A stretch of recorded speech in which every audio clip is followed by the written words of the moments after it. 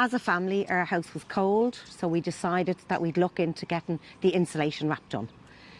In 2018, we looked into it. We found a few companies. We were very happy with one particular company. We went with them.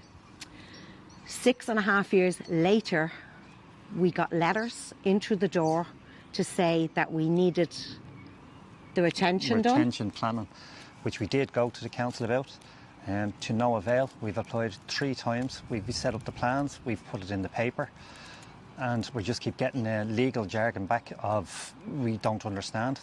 So we really lost. It's very, very stressful to be told that we have to remove stuff from our house, which we thought we were doing an environmentally thing friendly to our house, but to find out now that we need a planning permission for it, We went to TDs who have helped us.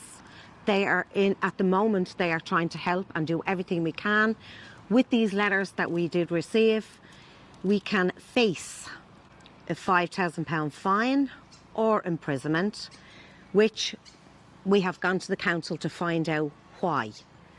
And we've been told that a crew was coming out on the 12th of June to remove it from our house if we don't do it ourselves. So we don't know where we stand. We don't know what to do next. We're really, really lost into this.